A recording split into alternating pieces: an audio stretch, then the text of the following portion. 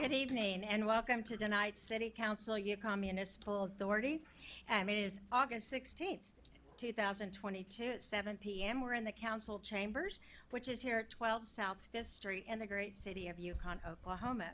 Tonight our invocation will be by Pastor Scott Kinney with Trinity Baptist, followed by our flag salute. Pastor Kinney?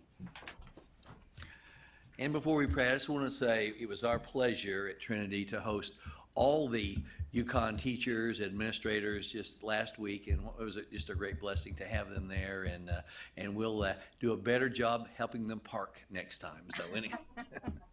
Well, let's pray together. Lord, we thank you again for the opportunity to be here and practice freedom, God. Thank you. We are free in Christ when we come to know him as our Lord and Savior. And Lord, you've given us wonderful freedom here in Yukon and Canadian County in the state of Oklahoma, in this wonderful country we live in. And Lord, bless these city council persons before us tonight. Father, give them wisdom, give them insight. You say if any person lacks wisdom, let him ask of God, who gives to all people liberally without partiality. So bless them tonight. Thank you for all those who attend here. Bless their families. And again, we thank you, Lord, for the wonderful schools that we have here and those teachers, administrators, and all the support staff. Father, give us a great year of learning here in the city of Yukon. Lord, we pray all this now in the wonderful name of Jesus, who is our hope. Amen. Amen. I pledge allegiance To the flag of the United States of America, and to the republic for which it stands, one nation, under God, indivisible, with liberty and justice for all. Right. Roll call. Selby, Here. Wooten, Here. Yonda, Here. Gilliland, Zimmerman. Here. Right, we don't have any presentations or proclamations. Due to some of the business that we have here, we're moving our visitors section to the end. So right now, we'll recess as Yukon City Council and reconvene as Yukon Municipal Authority. Item 1A, YMA consent docket. This item is placed on the agenda so the Yukon Municipal Authority, by unanimous consent, can designate those routine items they wish to be approved by one motion. If an item does not meet with the approval of all authority members, that item will be heard in regular order. The city manager recommends a motion to approve A, the minutes of the regular meeting of August 2nd, 2022. Do I have a motion? So moved. Second. Any discussion? Let's vote, please. Zimmerman, Yes. Yonda, Yes. Wooten, Yes. Selby. Yes. We'll now adjourn as YMA and reconvene as Yukon City Council. Item 1, consent docket. This item is placed on the agenda so the City Council, by unanimous consent, can designate those routine items they wish to be approved by one motion. If an item does not meet with the approval of all council members, that item will be heard in regular order. You know, we ought to just record that so I can just punch that in each time. Anyway, the city manager recommends a motion that will approve A, the minutes of the regular meeting of August 2nd, 2022, B, payment of material claims in the amount of $937,007.27. C, designating the items on the attached list from the Technology Department as surplus and authorizing their sale, trade, donation, or disposal.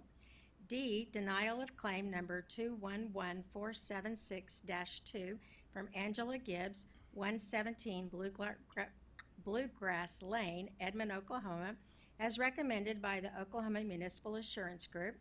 E, the appointment of Gary Miller to the Board of Spanish Cove Housing Authority for the term of office number 1, expiring May 31st, 2028, as recommended by the nominating committee. F, setting the date for the next regular council meeting for September 6, 2022, 7 p.m. in the council chambers of the Centennial Building, 12 South 5th Street. Do I have a motion? So moved. Second. Any discussion? Let's vote, please. Wooten, Yes. Zimmerman, Yes. Yonda, Yes. Selby. Yes. Okay, reports of boards, commission, and city officials. Ms. Kretschmeyer, do we have anything? Yes, ma'am. I would like to thank our citizens for the increase in sales tax. It was a little over 11% for our sales tax. Our use tax was over 20%. So that allows us to continue investing in our community and keep everything straight. So we appreciate it very much. Sounds wonderful. Remember, shop local north of 10th Street. Item 3, consider approving the purchase of a 2023 Chevy Tahoe for the fire department in the amount of $48,287 as approved in the 2022-2023 capital budget to be purchased using state contract pricing as recommended by the fire chief. Do I have a motion? So moved. Second. Any discussion? Let's vote. Selby, Yes. Zimmerman, Yes. Wooten, Yes. Yonda, Yes. Item 4, consider approving the purchase of 2 Exmart Laser 144 zero-turn mowers and one 22-foot trailer from Lynx Lawn Equipment, Mustang, Oklahoma, in the amount of $134,798 under the Omnia contract number 5343653 out of the 2022-2023 capital budget as recommended by the Parks Maintenance Director. Do I have a motion? Motion to approve. Second. Any discussion? I just have one question. Did we not have that available in Yukon?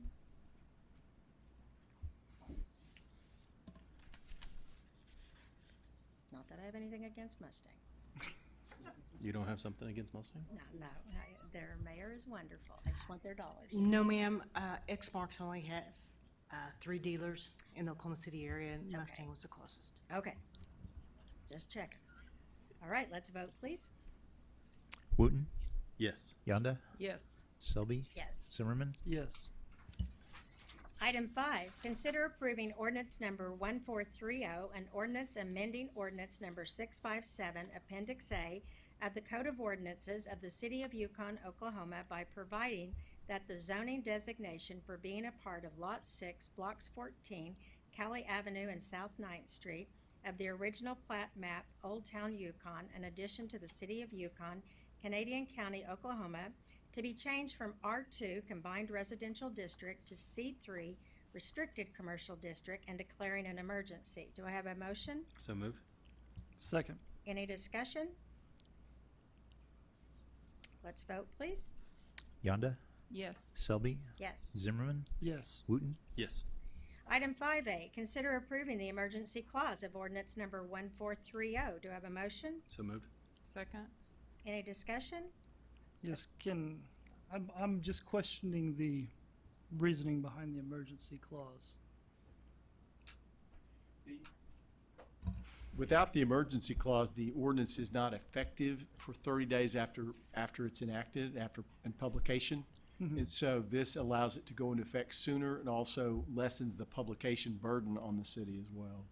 Okay, I was just questioning because in what we've got in our agenda items, it says necessary for the public welfare, health, and safety that this ordinance takes place under the emergency. Well, and that's the general language. I know there's been a lot of discussion with the Oklahoma Municipal League that the term emergency clause should be revised to say effective date clause, something like that.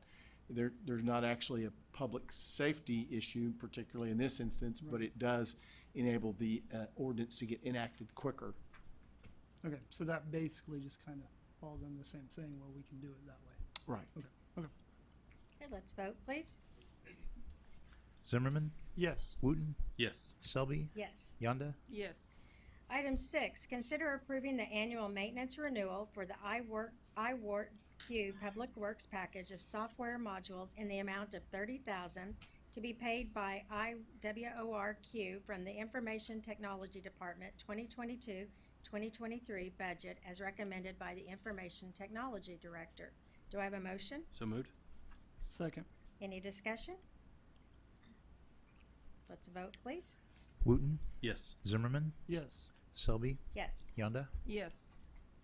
Item 7, consider approving the easement and right-of-way agreement at North 2 and Northeast 4, Section 17, Township 12 North, Range 5 West, Canadian County, Oklahoma, between the City of Yukon, Oklahoma and DCP Operating Company, LP, with the consideration of $40,000 for the easement to be paid from DCP to the City of Yukon to offset the cost of the previous purchase of the land by the city as recommended by the Assistant City Manager. Do I have a motion? So move. Second. Any discussion? Let's vote. Yonda, Yes. Wooten, Yes. Selby, Yes. Zimmerman, Yes. Okay, item number 8. At this time, we'll conduct a public hearing in the consideration of declaring 720 Maple Avenue, Yukon, Oklahoma, in violation of Chapter 54, Section 54-2, 15 of the Code of the City of Yukon, declaring it a public nuisance of such nature as to constitute grave and immediate danger to the public peace, health, safety, morals, or welfare, directing the city staff to demolish the structure and to clear the property as quickly as possible in accordance with Chapter 54, Section 54-3 of the Code of the City of Yukon, directing the city clerk to pursue the recovery costs for such work if done by the city, directing the city treasurer to place any such revenues collected into the specific fund for which said revenues were originally appropriated, and further directing the filing of a notice in the county clerk's office. Do we have anyone here for the public hearing? Huh? Okay, do you wanna come, Mitch, do you wanna speak before Miss Kelly? She can speak first. Okay. Would you state your name and your address first, please? Good evening, Mayor and Council. Paula Kelly, 1723 Ridgemont Circle, Norman, Oklahoma. But I think it's undisputed. I spend the majority of my life at 304 Garth Brooks Boulevard at the Kelly Farm Trails mountain bike trails that we've created over there. Here today on behalf of Kelly Heights LLC, which is one of the interest holders in the property, as well as the Kelly family, of which I'm a member, maybe not so proud to be today. But I'm here to address the potential declaration of the property being dilapidated. I'm here today to ask you first to give us some additional time to address the condition of the property. Were Mr. Hort to present some pictures of the property, I think it'd be undisputed that there's been a significant and dramatic change in the condition over the last 30 days. That is because another member of the family has taken over property management duties and has taken it in hand and is addressing it.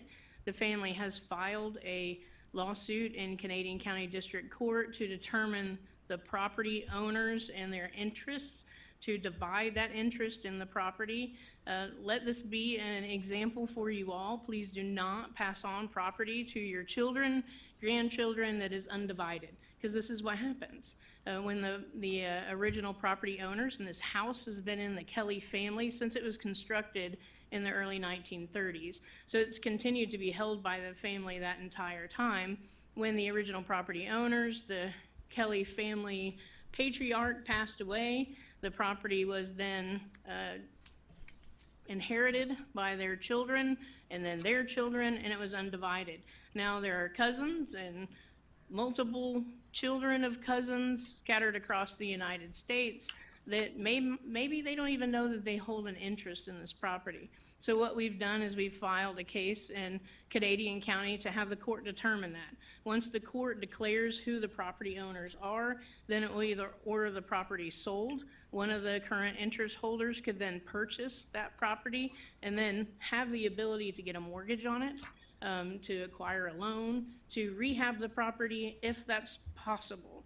We would just like some additional time to further explore those options, because it is a historical piece of property for the city of Yukon. There are a lot of pictures that show the two massive cedar trees that you guys have probably seen driving past the property for years when they were this tall. And there were no other houses in the neighborhood. So the Kelly family would like to preserve it if possible. We understand that it has been an issue. We're working on that. I give you my personal assurance.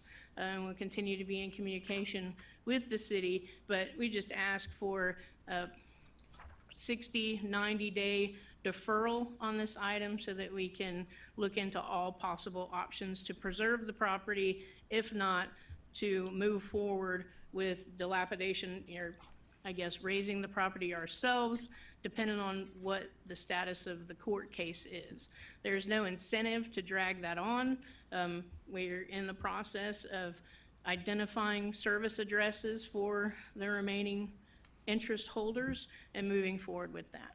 I welcome any questions. Do you think that you'll have a decision from the courts on who owns it within 60 to 90 days?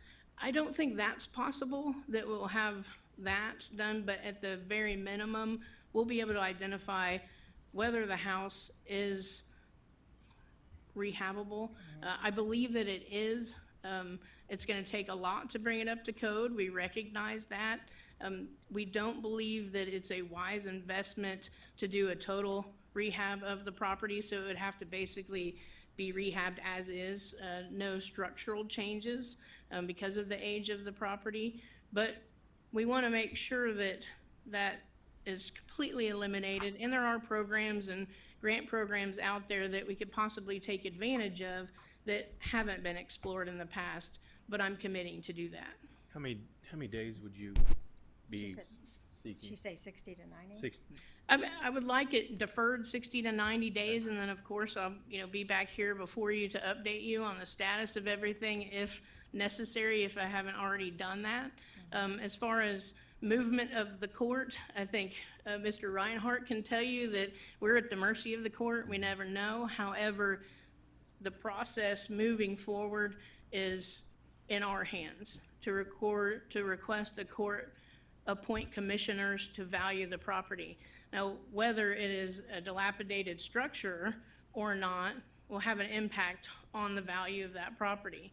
I mean, it may behoove the family that the house is gone and that the lot is valued more. However, if the house is rehabable, that's a good investment. If given more time, will you maintain the property, continue to work on it, and maintain the safety of it? Absolutely. The house is secured now, other than a broken glass window, which I'll tell you, I've been shocked that we've had a hard time finding someone to come out to replace glass. But that's the remaining issue. The roof needs to be replaced, but that's a $16,000 to $17,000 investment that right now we're not willing to put into it until we're discovered whether or not the structure is going to be worth investing more money. But yes, absolutely. We will continue to keep the condition of the property improving as it has over the last 30 days. How long before you feel you can have someone there to evaluate the structure? We've already had one builder come through and look at it. We're gonna have to uncover some structural elements just to look at it because of the age of it. It has hand plastered walls that I don't know if you're aware, but that's like cement. So Yeah. it takes something to expose that, to look at the structure. There are some issues in where there was a hole in the roof that went through to the floorboards. We've preliminarily covered that and secured that so that we can gain access through that area, so we haven't repaired that. So we've gotten one quote on the roof. We need to get another one just to compare them and also include demolition of the chimney, the fireplace, the external fireplace, and see if that's necessary. So it's a work in progress. I can't give you a specific time, but I would say 30 days that we could have at least two other, tradesmen come through and give us a quote.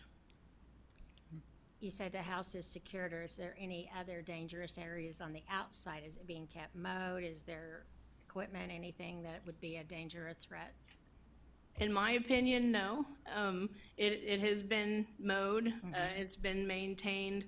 The original doors, which I hate to say this publicly, but have historical significance and are pretty remarkable, were removed just to preserve them. We put those back on so that there isn't a board on both entries.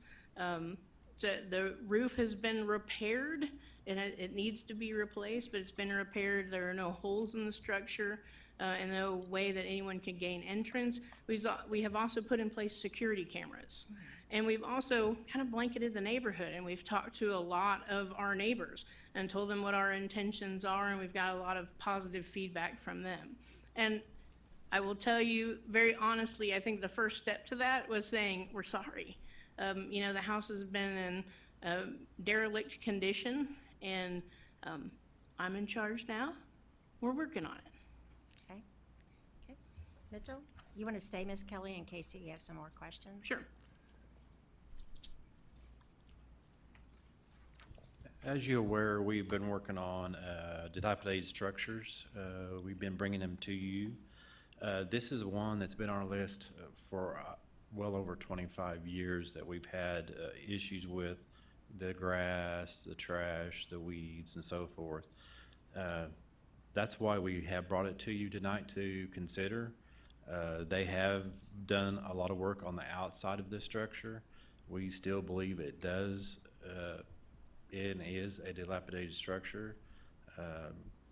It's what the council would like to do on this, but like I said, we're going to be recommending that you limit that time and narrow it because of the history of it and the long time, because we don't want it to keep going for another 1 or 2 or 3 years. During that 25 years, did anybody come forward to address it from the family? They have addressed the outside with new management. As you're aware, we've kind of refocused structures that we feel that are in violation of the state statute. We're looking at those a lot closer.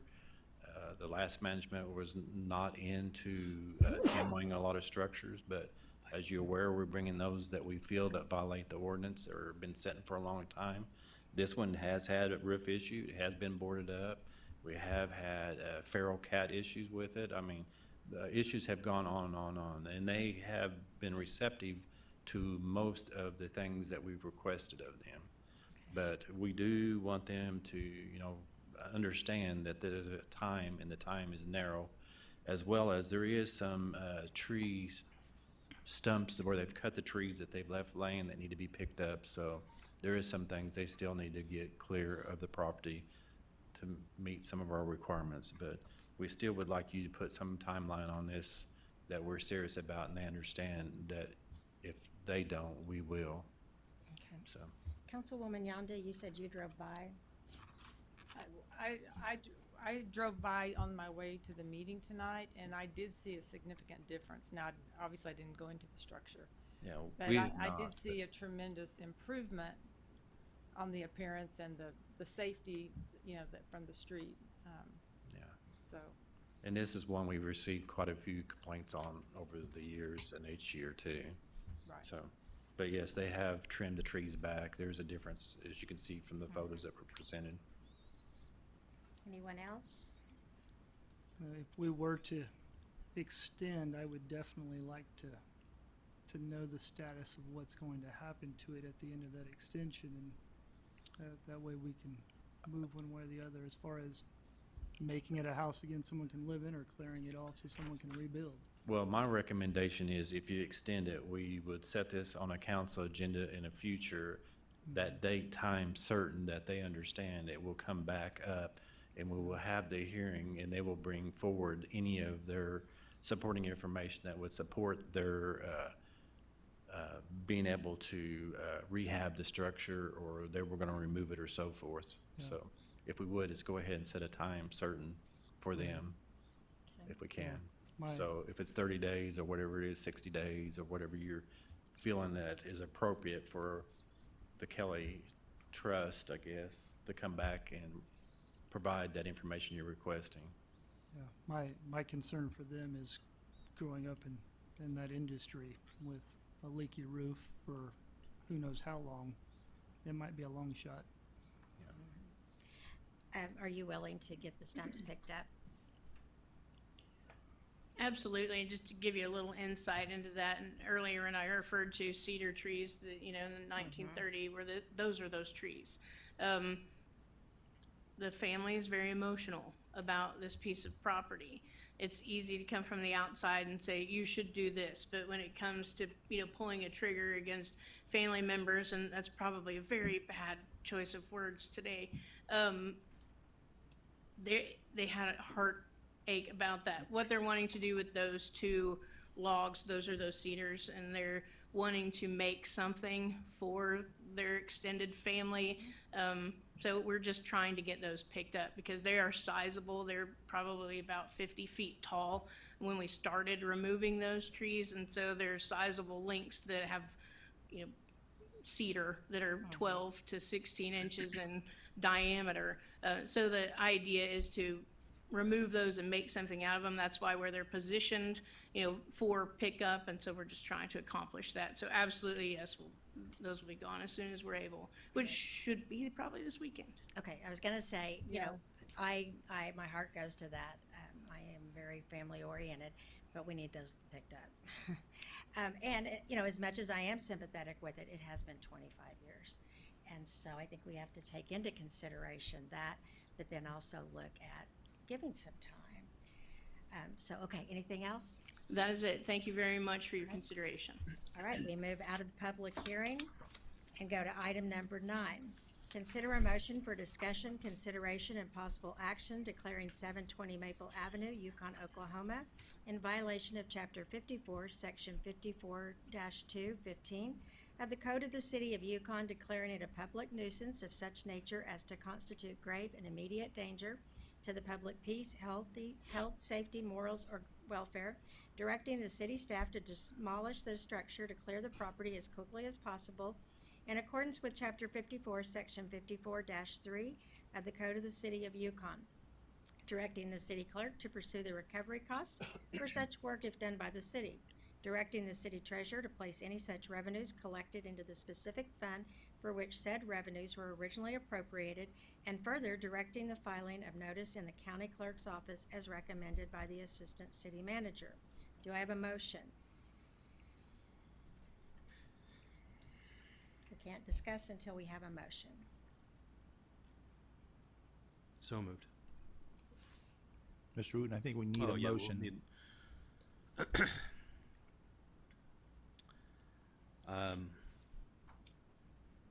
Can I put a timeline on this? Make a motion for 90 days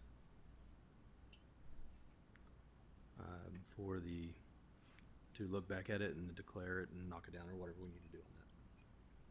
Are you writing out the wording for me? Close enough. Okay. All right. Do I have a second on that? So I'll second. All right. Any discussion on that while Doug's writing it out? I think the 90 days and then come back, and then we definitely something that need to be done, but the tree stumps need to be picked up ASAP. Mitchell? Can we go ahead and put it on a city council agenda so we have a date certain? So if it's the 90 days or 92 or whatever it works out. Okay. You have that? So I'll amend my motion to make it on the November the 15th meeting.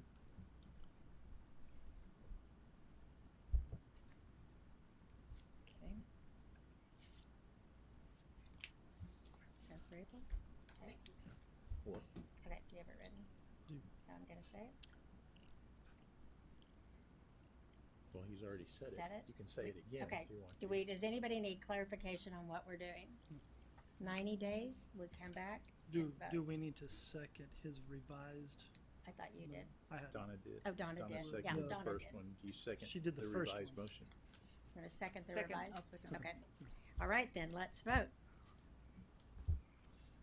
Selby, Yes. Yonda, Yes. Zimmerman, yes. Wooten. Yes. All right.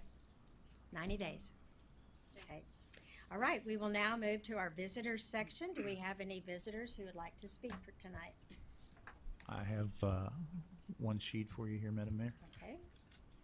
Mr. Sandifer, please state your name, your address, and remember you have 3 minutes, and we are not allowed to answer back to you. Good evening, Mayor and Council. I'm Bill Sandifer, 3909 Shandon Way. I hear the meeting. I'm kind of happy you put it the other way around. I did a lot of stuff where I came from and 10 years of council meetings, and I feel like I'm back to the future. I see a lot of easy problems that I feel like I'd be a great consultant, but I hate coming here complaining about the stuff I gotta complain about. Sometimes I think that if I would have suggested great ideas to you, maybe I wouldn't have had to have complained, because I really like the town. You guys don't have the same problems where I came from, and that's one of the reasons I moved here.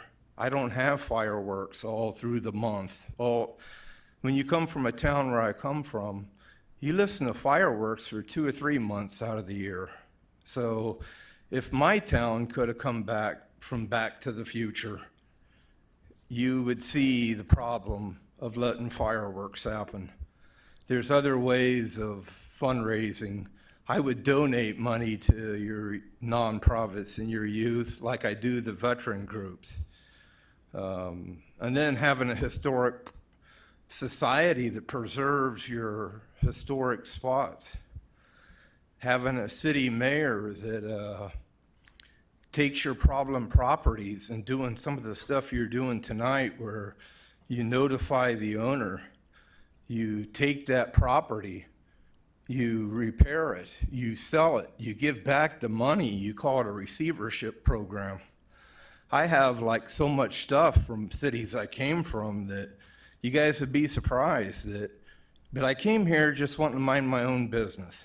You have one. But 1 minute. So I probably not going to get to my story here, but sometimes you go back to council meetings, I see your emblems, and I just enjoyed kind of doing it again in a different town. So I kind of wanted to, say some ideas, and having a historic preservation commission, taking some of your favorite citizens and creating committees to preserve stuff that you all enjoy, and like I said, the fireworks.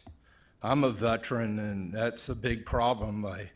I still call council members where I moved from, and they're complaining about war zones and the problems, and I see the police that they have, when you're friends with them on Facebook, the bus and the problems, not only with the fireworks, not only the problems, the incidents, and all the stuff that happens, but it's, I'm like kind of smiling that the city's.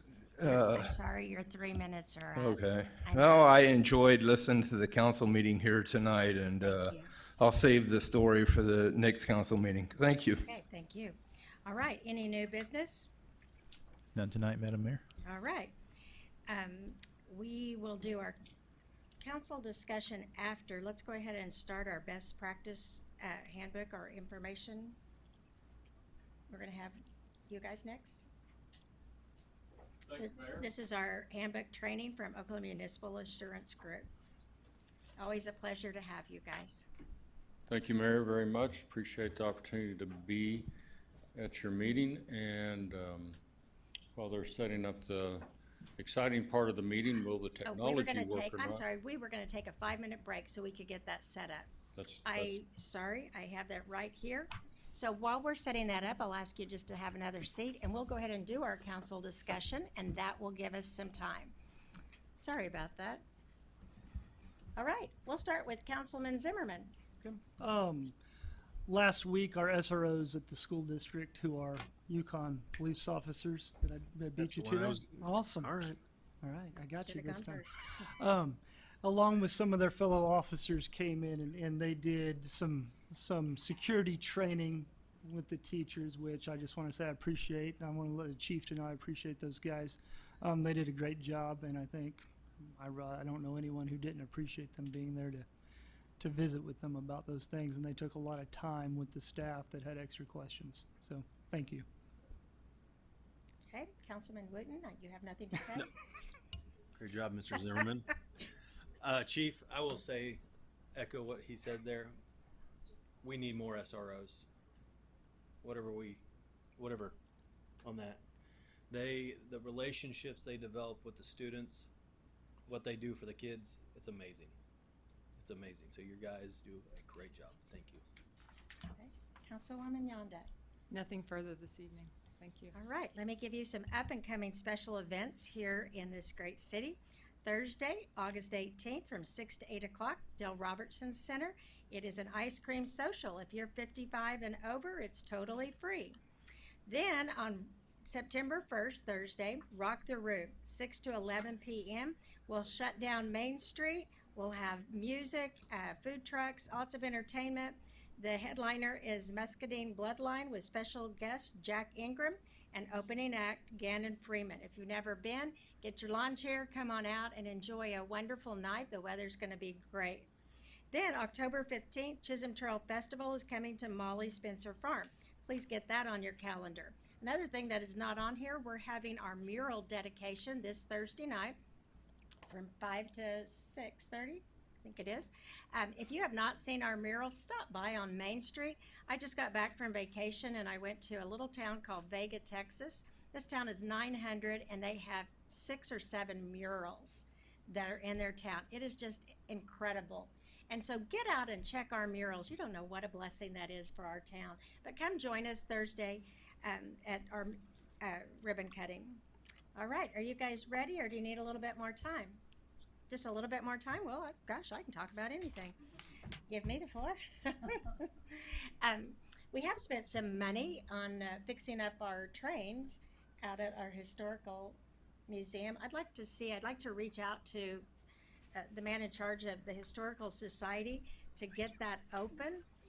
If we're going to spend city tax dollars on that, this is just an editorial, then we need to have that open to the public and get some people in there. Sorry, you didn't know that was coming, did you? All right.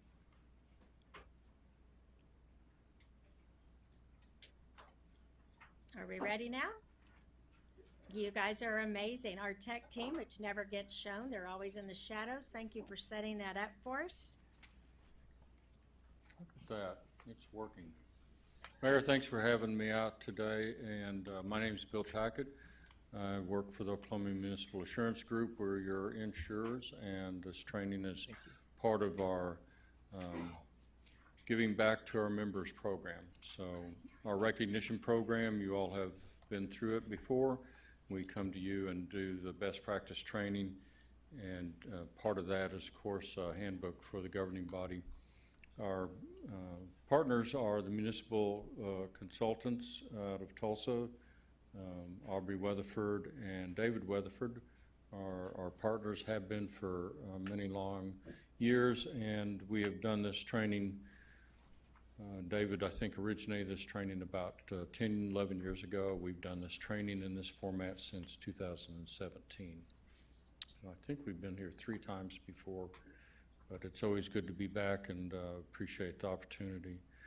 Not only am I an employee of the Oklahoma Municipal Assurance Group, OMAG, I'm also a resident of a community that holds the first Saturday in May Kolache Festival, and y'all are invited to that if you'd like to be around some Czech history and events. You gotta love this guy. You know, part of our training that we talk about is kind of repetition. That's how you learn, that's how you create a culture. And so we think by taking the stability test every year, you gain information over time instead of an event, a snapshot in time. You gain information over time. So I stole this from a company called Future Point of View. What gets measured gets done. What gets measured with feedback gets improved, and that's why we'll take David's stability test in just a moment.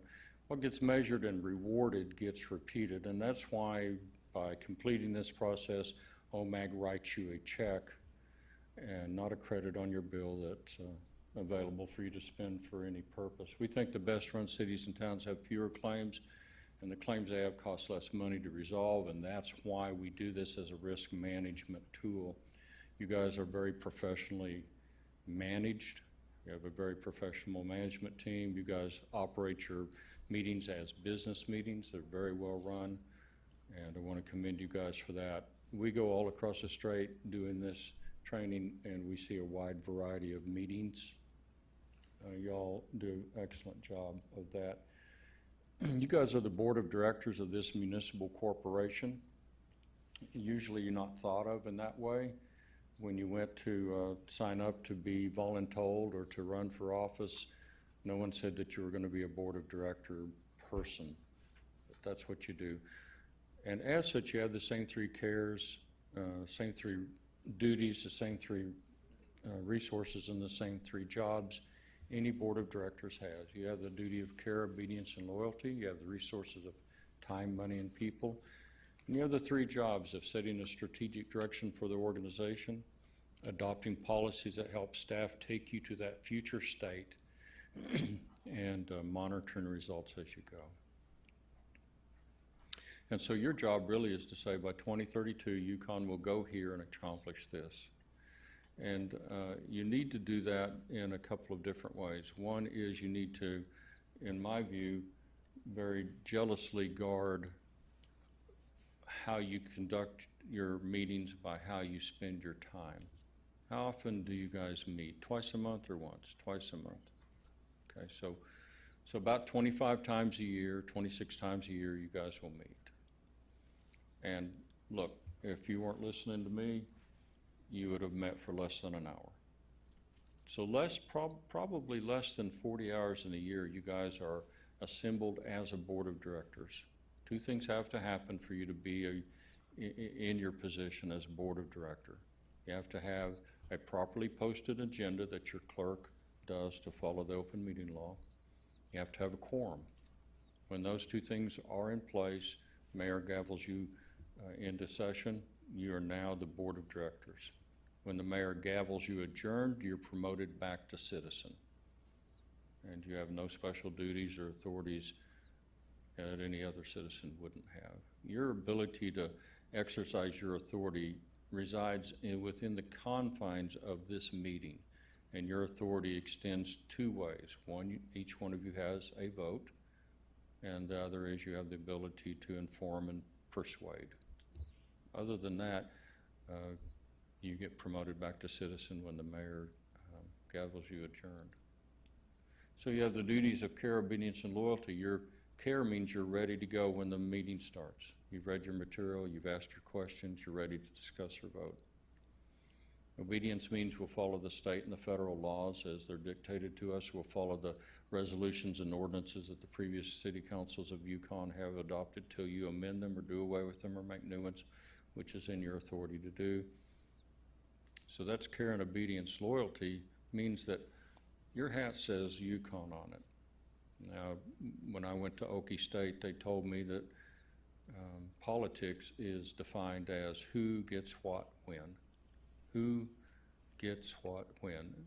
You really should only play politics in this form of government when you adopt a budget. That's when you allocate resources. That's when you decide who gets what when. And those resource allocations should be for the good of the organization. Everyone has a ward or district that you represent, but the ward or the district's interests have to be in line with your business plan for the overall organization. The way that you have a business plan is that you have a future strategy. 2032 Uconn will go here and accomplish that. Care, obedience, and loyalty. Other resources of time, money, and people. Your most scarce resource isn't money, it's time. Less than a full work week a year, you probably are in session. So tonight I was observing your meeting, very well run, very well put together. Your management team's very professional. If I was going to make a suggestion, I would say use a very robust consent agenda. Anything that smells administrative and not policy, you should try to spend very little of your time on administrative things. So we had two examples tonight. We bought some equipment for one of the departments, 2 mowers and a trailer, and we bought some software, or we signed an annual software deal. Both of those exceeded your city manager's spending authority. Now, there's 2 ways that you could get those off of your agenda. You could increase the city manager's spending authority, or you could put those things under your consent agenda. And what's the purpose of that? Well, you were gonna mow the grass, so you were gonna have lawn mowers to mow the grass and a trailer to tote those mowers around with. You weren't not gonna do that. And you were gonna have the software continue to be available for that department. Those are administrative things. Why did they come to you? Well, because one of the things that you need to think about doing is pushing authority down as far as it'll go and pulling information up as high as you can get it. Well, the decision that you needed to make was a decision that exceeded the authority you have granted. So if you put it under the consent agenda, then it doesn't take as much of your time. It's administrative in nature, and you can dispose of it with one motion and one vote. The more administrative smelling things you have on your agenda, the less time you have to think about the future, to do economic development, community development. Because although it didn't take a great deal of your time, you do need to have at least 4 things on your agenda. David and I go around the state, and the number one thing you should have on your agenda is the future. Your number one job is to say by 2032, Yukon will go here and accomplish this, but you're prohibited by law to make those determinations or have those discussions if it's not on your agenda. If it's not on the agenda, you can't talk about it or vote on it. So many communities, Yukon is one of those, has a comprehensive plan. What I'm suggesting is, and David can talk about this more, the stability test that you're going to take again covers the 10 key areas of municipal operations.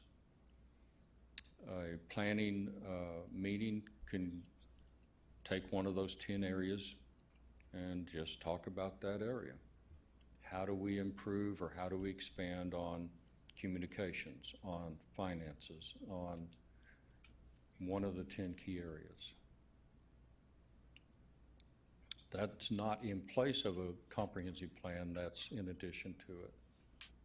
So I would say one of the things that you should think about is in the next 12 months, in addition to your budget workshop, which is your short-range planning implementation, because it's for 12 months, not for 10 years, not for 120 months, is to have simply set aside time to talk about future goals.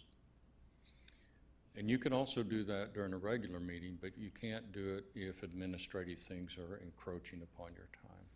David Weatherford's our main presenter, and he is graduate of Oklahoma State, University of Tulsa. He's private practice attorney from 1988 until now. He is also a city attorney for Arcoma, Oklahoma, Mounds, Oklahoma, Manford, Oklahoma, and Sand Springs, Oklahoma. And OMAG really appreciates our partnership that we have with David and Aubrey. We go all around the state doing this training. We're fully committed to it, and we know that you guys support it as well because you have had us back. David, thank you. Thanks. I don't think I made it here last time. I think Bill was here without me, so it's good to be back in Yukon. We were here a few years ago. We'll skip through some things real quick. This training was developed to make our jobs better, to hopefully find a way that you enjoy your service better and your employees enjoy working for your city more, because if we do that, we'll get better results. We know that from the private sector. So that was the idea, and we wanted to cover some of the basics. We're going to skip ahead, and I really like to point out I had a real selfish motive in wanting to do it because I want it to be a good organization and a successful city. And I challenge city councils to ask themselves, why are some cities extremely successful over a long period of time and others aren't? Is it by accident or is it by design? And I think it's by design. And we could look at lots of examples of very successful cities in Oklahoma. And I like to give one because it's close to where I'm from, even though I had nothing to do with it. And it's a great example in Oklahoma, and that's Jinx. If you go back 30 years and look at Jinx, they were a town of about 5,000. They survived. They got along. And we fast forward 30 years and they have a world-class aquarium. They have extremely healthy reserves. They're financially sound. They're almost to the point that the football team would be proud of their city, which was their goal 30 years ago. Did all of that happen by accident, or did it happen because a group like you with a strong management team got in a room and mapped out the future? And we know them all because we know the answer. They mapped it out, and it was hard, and it took a long time. But what a story of success of a city. And I don't want to name names, but we can show you some 30 years ago who were similar, who are nowhere near that now. And theirs is also by design. So that's the idea of why we do this training. We think cities can map out their future, and it starts with taking a test to see how we're doing. And we should think of this as an evaluation. It is not intended to judge anyone. It is for you to evaluate how you are doing. And you'll notice we don't take the test. We don't participate in the evaluation. We ask you to. We ask you to give honest answers of each of these 10 questions of how you think your city is doing, so you can evaluate with the idea that we can try to get better. The definition of stability is that we're stable over a long period of time with quality and a good plan for what we're doing. So that's what we're trying to accomplish, is stability, because our cities will be better if they're stable. Some of the things we're going to talk about with the test are the handbook. I know you have that to review. It's a part of the program with OMAG, and we'll talk about why here in a minute, but it helps us to accomplish those things over a long period of time. Let's skip ahead and let's get to the test, because I want to come back to introductions. I think after we do the test, I always tell Aubrey we're going to change this after we get here. There are two tools to measure what we're doing, the stability test and the handbook. So let's take the test. You should have a score sheet in front of you, and let's go through it quickly. And I'm going to ask you to give a score of someplace between 1 and 10 of how you think your city's doing in each of these categories. First question on the test is financially how we're doing. A 10 is a city that has a written policy that sets a reserve of at least 20% in your general fund, and you're fully funded. Okay? And we'll put the city manager on the spot and ask her, do you meet that? Yes, sir. Okay? And you're in the extreme minority if you meet that. You really are. We are in cities in which, in this year, we've had an answer of a 1. They're concerned about paying payroll. There are cities in Oklahoma who operate that way. I've had a councilman raise his hand and say, I have no idea, because I've only been on council 15 years and never have seen a financial report. That happens in Oklahoma. So if you're in a position that you can get a score of 10, you should be applauded for that. This question is first because it's the most important, because there are cities that are broke, and cities that are financially stable are better able to make decisions about everything that comes in front of them. So, good. If the score's a 10, it should be. Question number 2 is, how stable is the governing body? You get to evaluate those who sit around you, and we ask you to ask the question, do we have well-informed, engaged elected officials? If you have vacancies, do you have good people who want to be a part of your organization? Is it considered an honor to serve on this board? That should be our goal. A low score is you look around and think, I wish we could throw them all out and start over. We've been in a city this year in which everyone sitting up there wrote down a 1. And it's not a good way to live, and they know it, and they choose to be that way. So how do you evaluate how the governing body is doing? Part 3 is, how are your city council meetings? City council should evaluate your meetings and ask. A high score is it's enjoyable, we're accomplishing the city's business, we're business-like, we're productive, and we enjoy attending them. A low score is that council member who says, I hope I never have to go to another one. And the city employee who says, I hope I never have to go to another one.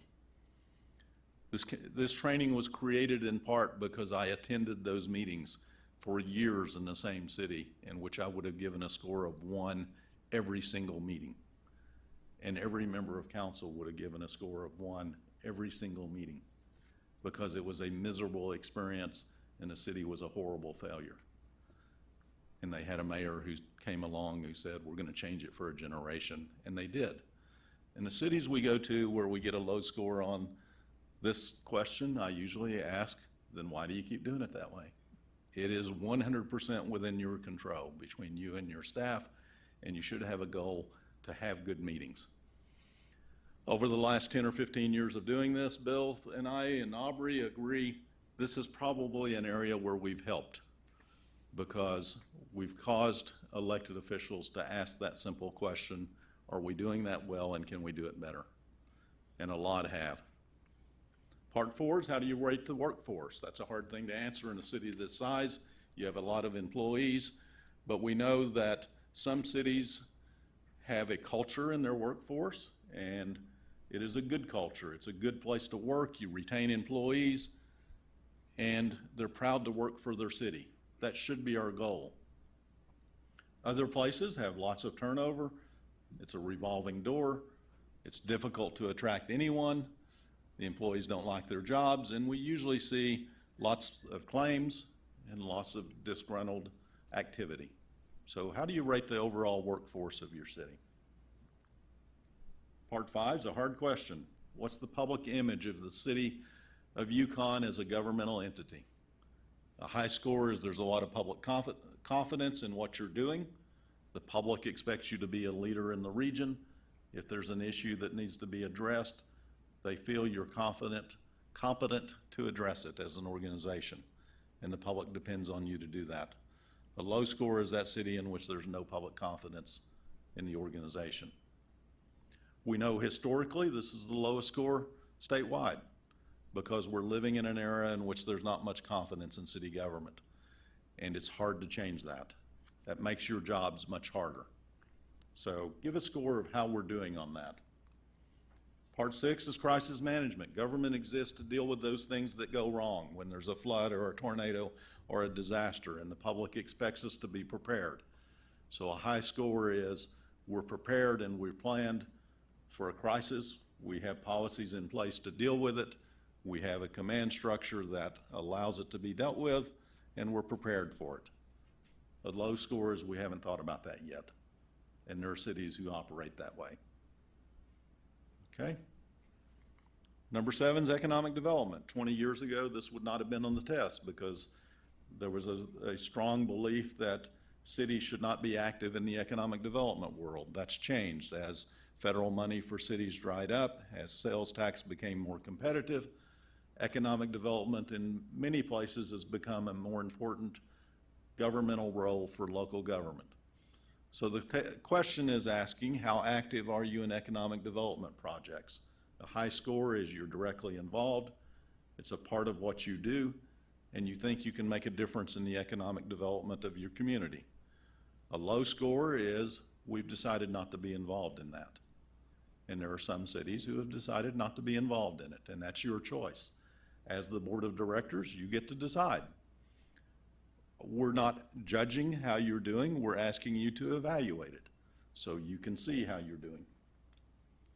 Part 8, Bill mentioned, how well do we do on planning and goal setting? The high score is a city in which the elected officials, the administration, and staff work to create a well-defined goal of where we want our city to be in the long term, and we all work to accomplish that. A low score is we haven't gotten around to that yet. And we've been in cities, and when we've asked this question of when they last had a long-range planning session, no one can remember when that occurred. It has been decades in some cities, and it shows.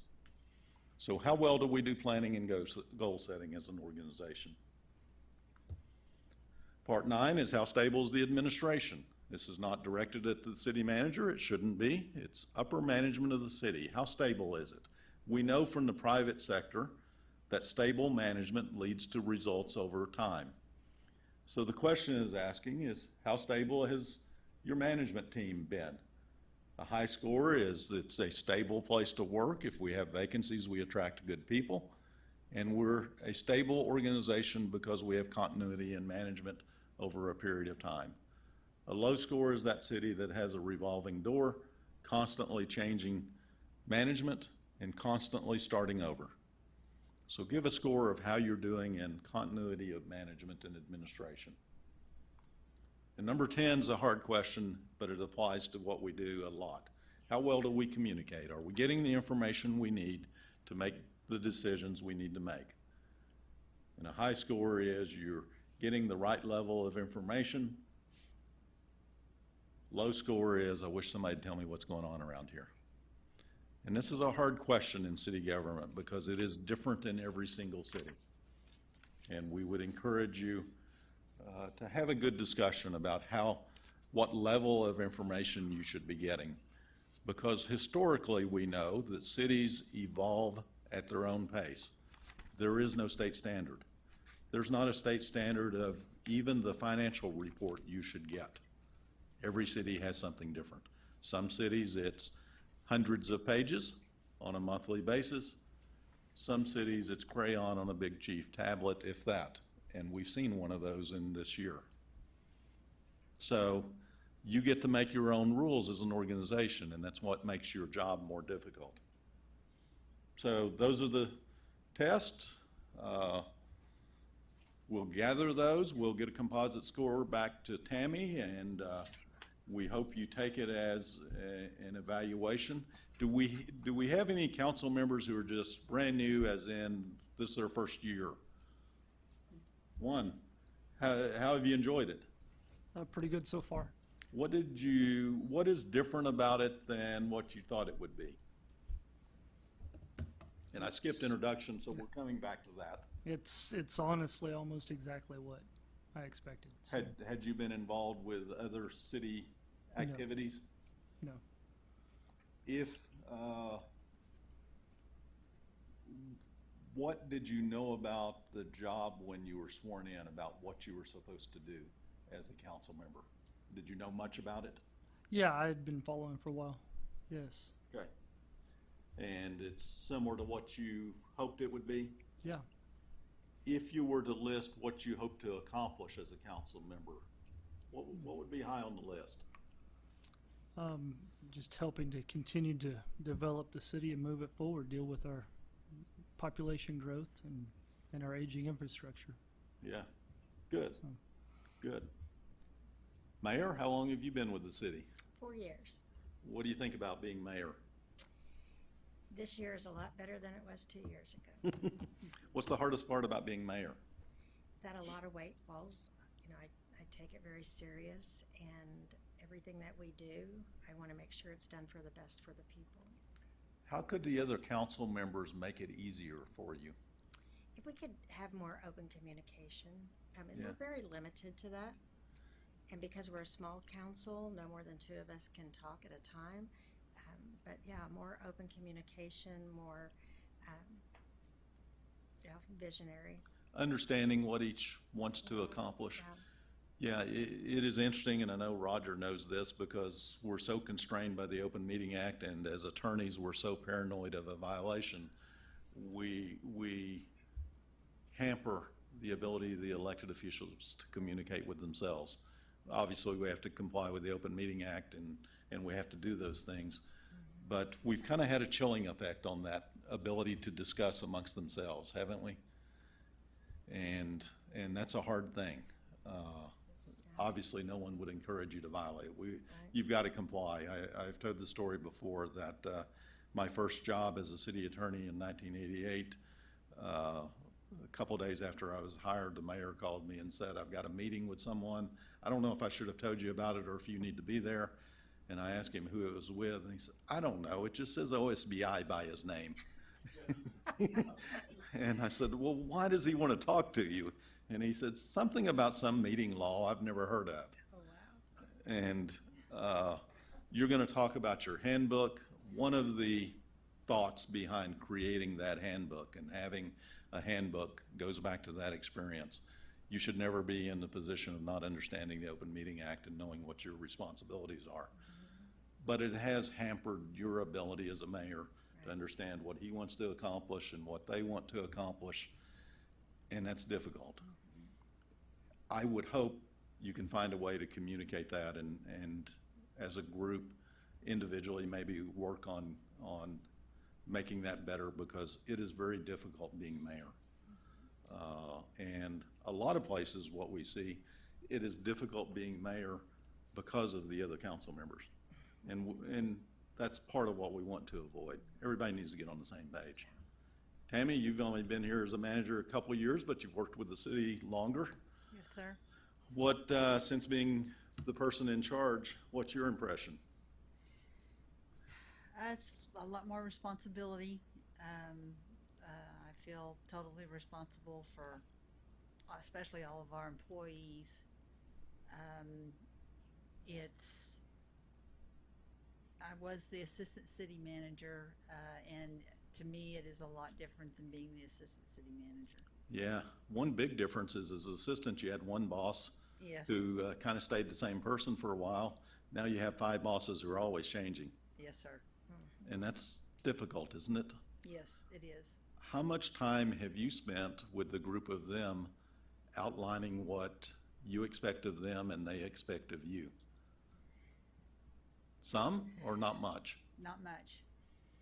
Not much. I would encourage the group of you to do that, and we've taken a stability test, and one of the topics is communication. Sand Springs, we hired a new manager about a year ago. We do a quarterly lunch with council in which we focus on one of these 10 topics. And he wanted the first one to be communication because he wanted to outline the boundaries. If a council member texts you at Saturday afternoon while you're at a football game, do they expect you to respond immediately? Or is Monday morning quick enough? And you may have 5 different answers. It's unfair if you don't know that.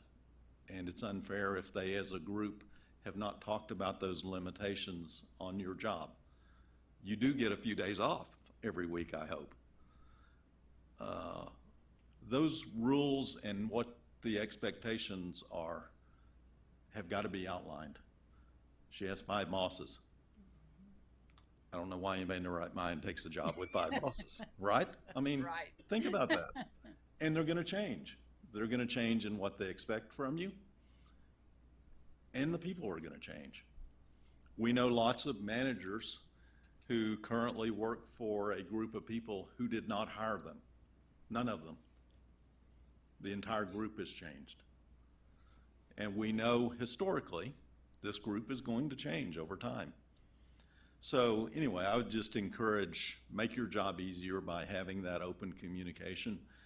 And it needs to be at a workshop and it needs to be in a group, because you can't get 5 different answers where he expects a response within 5 minutes of any text and he expects one within 2 days. There's got to be some consistency, otherwise it's unfair. And as an employer, you want to be fair. You want to have clear expectations. Jeff, how long have you been on council? 3 years. What's your impression of it in that 3 years? Enjoyment level, for example. It's very educational. Yeah. What made you want to do it? The opportunity to serve my community. I love Yukon. Yeah. Originally from here? Born and raised. Good, good. I am convinced that statewide, even though we sometimes give a test and we see bad results, 99% of the people who serve do it for the right reason. Sometimes they go into a city or a culture that's not the best. Sometimes they may have a reason that gets solved and then they've got to move on to some other reason. But 99% of the time, it is very good people who want to accomplish good things for their city. They just may not know how to do it. And if we think about it, I assume Rodney had some idea what the job was when he started. Did you have much? I had a little. Yeah. Not a lot, but a little. Not a lot, because there's not a whole lot of training. You have a mandatory 1-day training, and that's it. And after that, you're on your own. And most of the time, new council members take on the personality of the existing group. And sometimes that's good. Sometimes it's less than good. Donna, you've served a little longer. 9 years. Yeah. Must enjoy it enough to keep wanting to do it. I do enjoy serving this community and the citizens, and listening to them and trying to make Yukon a better place. Yeah. I've seen a lot of changes and development and growth. And improvement in 9 years. Isn't it funny that you don't notice improvement day to day so much, but if you stop and look back at what it was 9 years ago, I bet you see a drastic improvement. A lot of improvement, yes. And I would bet, from what I know, I would bet financially you are a whole lot more stable now than you were 9 years ago. Night and day difference. Yes. And that's an important part of what you do. It really is. That's why these 10 categories exist, is these should be some way that you measure how successful you've been as a council person. And if that has improved that much, that's a good sign for all of you. Roger, I always enjoy putting the attorney on the spot because they like to ask questions and don't like to answer questions. If you could magically change one thing about how Yukon does business, what would it be, if anything?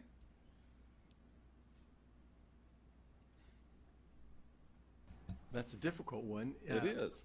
I appreciate the way they conduct business. I really, really appreciate their meetings. They're very succinct.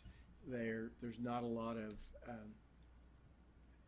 not a lot of chit chat that's off target. I mean, they know what they want to do and conduct business quickly and efficiently. So I would like to applaud them for the way they conduct the meetings. And that's good. I've been to some city council meetings that last hours and hours without having a lot of feeling that there's accomplishment. I always feel like you've accomplished something when we leave here. Yeah, and I think one of the things Bill mentioned, some of the administrative versus policy. That's a hard thing for us, isn't it? Because there's not a book that answers it, and every city has evolved differently. You guys do a good job with it. Yeah, I think they do as well. They really. And I'm always glad because I know Roger's been to some of those that are not as pleasant in some meetings. It happens. It happens, Yeah. and the hard part is how do we sustain it over time? And I think for the group of you, one way to do that, and I would challenge you that some of your legacy that you can help build for your city is simply the handbook that you hopefully will adopt again, review, take it seriously, and adopt a handbook that creates and maintains a culture of how your city operates over a long period of time. Because I'm convinced cities can be successful for generations, not just in cycles. And they're successful in generations by doing that, by having a habit of how they do things and sticking with it.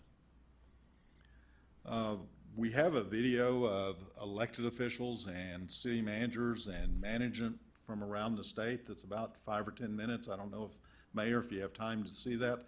There are some ideas from others around the state. I've enjoyed working with OMAG, and I think one of the best things we did was Bill and I and Aubrey decided several years ago to follow the advice of Mike Nunley, which was don't take your knowledge with you. Let's share it. And you'll see Mike Nunley, he since has passed away, but that was his advice at a Hall of Fame banquet to elected officials. Don't take your knowledge with you. Share it with others. And so as a result of that, we went out and captured on video a lot of elected officials around the state. So I think it provides some good information if we can make it play.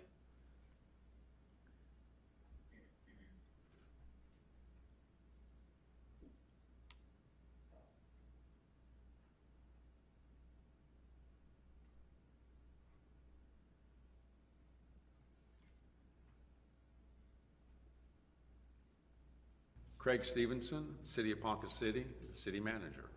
As a newly elected city official, I would encourage you to sit down, go through an orientation process. We have an orientation process here that I sit down with the newly elected commissioners, and we go through a very thick book, outline who the current staff are, give them their resumes so they know their background. That's part of allowing the elected person to know that they have a professional. It's not somebody that was appointed to a position. All of our staff are highly trained in their area and are experts in their area. And that gives comfort to the elected person that they've got a solid individual guiding and directing that specific part of the operation. So I think it's real important. I also think it's important that they get to training outside the community, because I think it's important that they learn how other communities may operate. Mike Nunley, City of Manford. I think chemistry is the most important. It doesn't matter whether it's basketball or football, probably basketball the most because you only have 5 people you're looking at. It only takes 1 or 2 that really are thinking more about themselves than the chemistry of the whole team to destroy anything. And you see it every day where teams that have much more talent get beat by teams with less talent because it's 5 against 3 and 5 against 2 instead of 5 against 5. And how do you accomplish that on the city level? I think you strive for success and you explain to them that it isn't successful for 2 people or 3 people. It's only successful for 5 people. And if it's a failure, it's 5 or 7 or 9, however many council members there are. My name is Mike Burge, the city of Sand Springs, Oklahoma. I think one of the first things that a counselor should learn is the definition of integrity. The next thing that you recognize is character, how strong a part that plays in everything that you do. You can go through a long list of things that you do's and don'ts, but I believe in those 2 things, integrity and character. Everything's contained in those 2 things. I'm Eric Benson. I'm the city manager of Enid, where I've been doing that job for the last 8 years. I'm proud of our relationship. I suppose you wouldn't expect me to say anything else, but it happens to be the truth. Not without our rough spots, but they respect my responsibilities, and I try very hard to identify and respect theirs. As we all well know, City Council's role is more restricted than that of the chief executive. But as long as I keep them updated, as long as they know why and what I'm doing, we've had a very good arrangement. It has not always been easy, and sometimes I feel pressured to go along, perhaps. But I also feel that, as I've expressed to them, if we all have the same ethical compass and it points on moral north, it's real easy to set the course towards success. And I'm mayor of Ponca City, Oklahoma.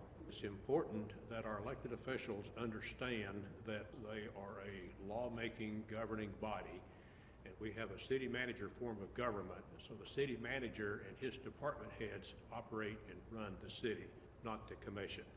And that's a little bit confusing at times for new commissioners. They do not tend to the daily responsibilities and tasks and duties. It's the city manager and his staff responsibility. Tyler Buttram, mayor of Manford. It went from a time of where everybody thought about themselves and how they could benefit, and just total chaos, off the cuff remarks, off the cuff motions. It was completely out of control.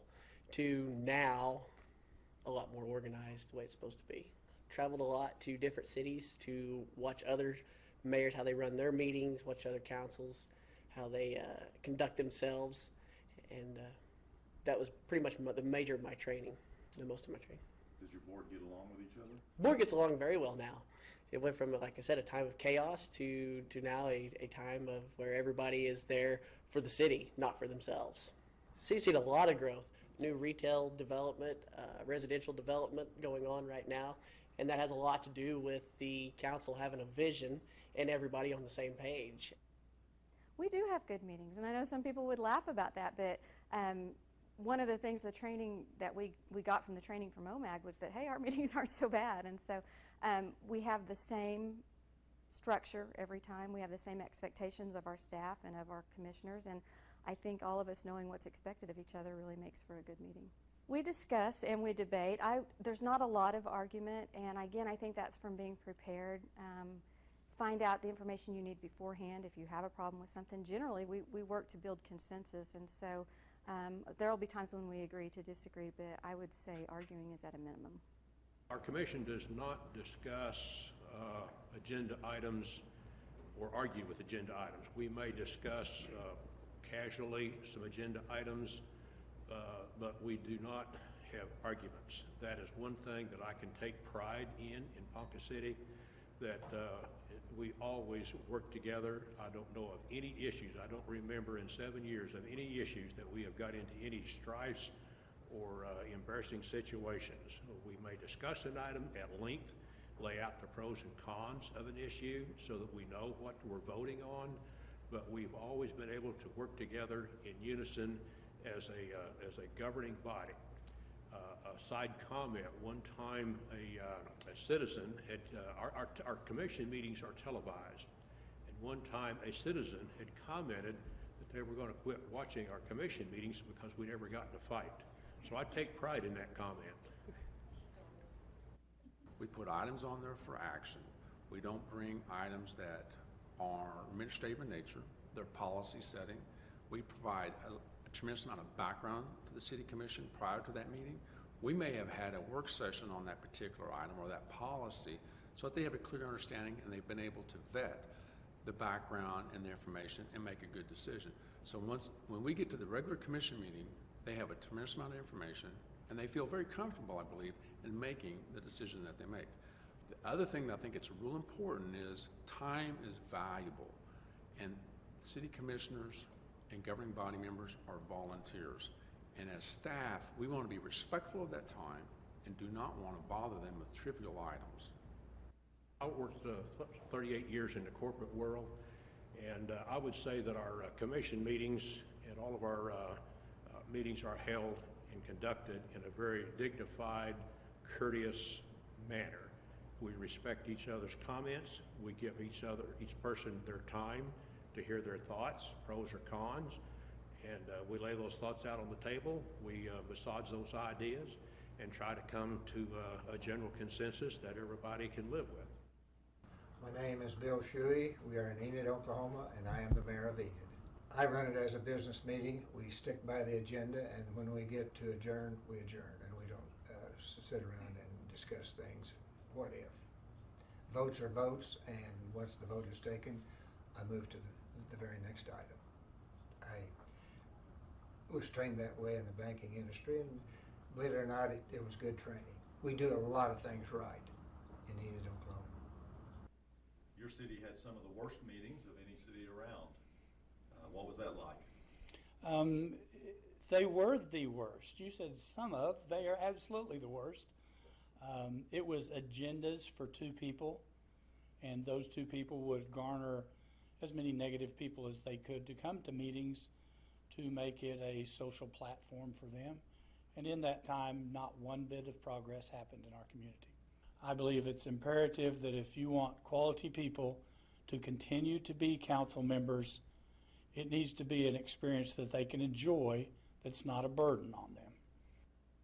They've been very successful. They've been very committed. My commissioners have brought a new face and a new dynamic to our community, a place that we all call home and will always call home.